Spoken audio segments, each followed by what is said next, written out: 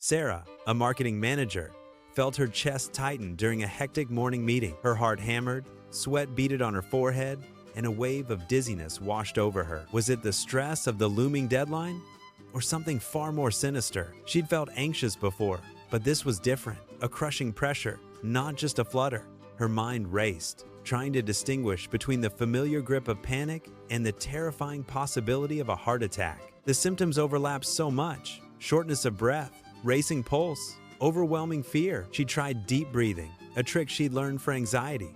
But the pressure in her chest persisted, radiating subtly towards her left arm. The confusion was paralyzing, the fear amplified by the uncertainty. She knew she couldn't ignore it, but the thought of overreacting also weighed heavily on her mind. Sarah excused herself, finding a quiet corner to assess her symptoms more closely. Her phone buzzed with work notifications, but her focus was entirely internal. She remembered a health segment discussing heart attack warning signs. It mentioned a feeling of pressure or squeezing chest pain, often radiating to the arm or jaw. Nausea and a cold sweat were also listed as critical indicators. These symptoms could appear with exertion or even at rest, which was unsettling. Then, her thoughts shifted to anxiety and panic attacks. Rapid heartbeat, tingling sensations, lightheadedness, and chest tightness. These were often linked to intense fear or stress, and sometimes improved with slow breathing. But her deep breaths weren't helping this time. The radiating pain in her arm felt new, distinct from her usual anxiety. It wasn't just a general unease. It was a specific,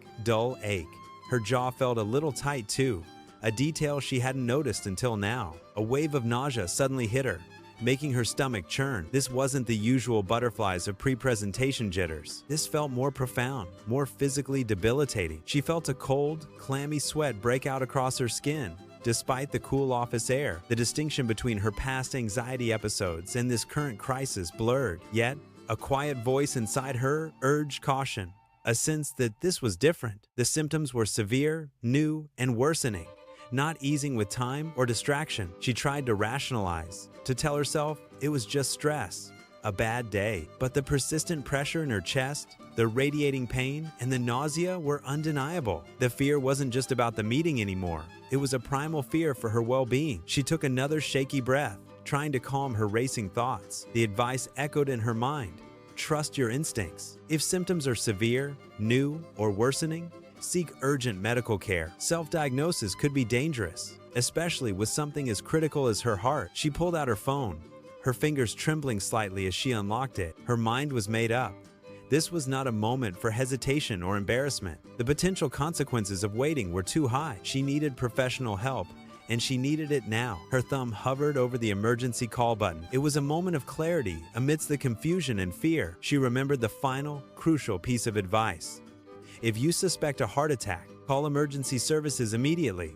Don't self-diagnose. Her heart still pounded, but a new resolve settled over her. She would not dismiss these alarming signals. This was her body telling her something vital, something urgent. The meeting, the deadline, all faded into insignificance. Her health, her life, was the only priority now. With a deep, determined breath, Sarah pressed the call button. The sound of the phone ringing was a stark, reassuring reality. She was taking control, making the right choice for herself. The uncertainty remained, but she was no longer paralyzed by it. She was acting, seeking help, trusting her intuition. This was not overreacting.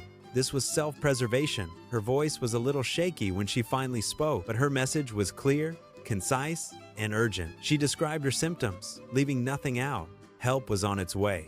As the discomfort intensified, a vital distinction began to crystallize in Sarah's mind. She recalled snippets of information, perhaps from a health seminar or an online article. While anxiety often brings a rapid heartbeat, tingling sensations, and lightheadedness, these symptoms typically improve with calming techniques, deep breaths, or a change of environment. She remembered how a few deep breaths usually settled her racing thoughts and eased the tension. But heart attack symptoms, she remembered, were different, more insistent. They included a squeezing chest pain, not just pressure, that could radiate distinctly. This wasn't the familiar flutter of panic, but a deep, unyielding ache. Pain might shoot to the arm or jaw, accompanied by nausea and cold sweats. She felt a strange, clammy dampness on her skin, despite the cool office air. Crucially, these symptoms were often new, severe, or worsening. They could occur at rest or with exertion, demanding immediate, unequivocal attention. The critical message echoed in her mind,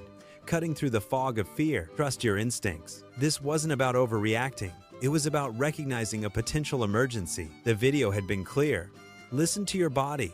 It knows when something is truly wrong. If symptoms were severe, new, or worsening, it was always safer to seek urgent medical care. Hesitation could have dire consequences, a point the narrator had stressed repeatedly. Self-diagnosis, she knew, was a dangerous gamble. Her own symptoms, the persistent pressure, the subtle radiation to her left arm, weren't dissipating with her practiced breathing. They felt different from her usual anxiety, a deeper, more ominous throb. The familiar comfort of her anxiety coping mechanisms offered no relief. The video, which she'd vaguely remembered watching, concluded with a clear, compassionate call to action. If you suspect a heart attack, call emergency services immediately. The words resonated with a new urgency. Don't wait, don't guess. Her health, the voice had emphasized, was paramount. It wasn't a sign of weakness to seek help.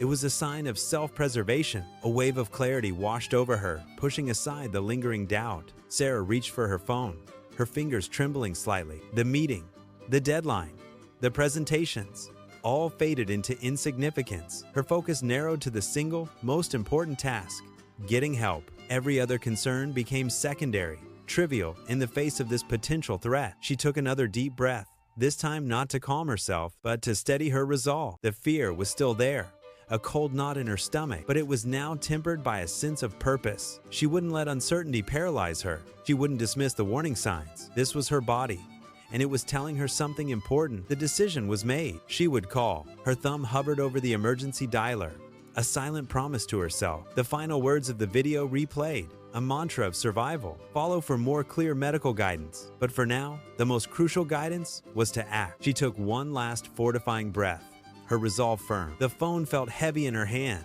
a lifeline to safety. This was not a drill, not another anxiety attack to ride out. This was different, and she had to respond accordingly. Her heart still pounded, but now, with a new rhythm of determination, she knew what she had to do, and she wouldn't hesitate. The office hum faded as her attention focused entirely on the call. No more second guessing. No more trying to rationalize the pain away. Her well-being was paramount, and she was going to protect it. The future of her health depended on this immediate action. She pressed the call button, a silent plea for help. The line connected, and a new chapter of her day began. A chapter focused on care, not on deadlines.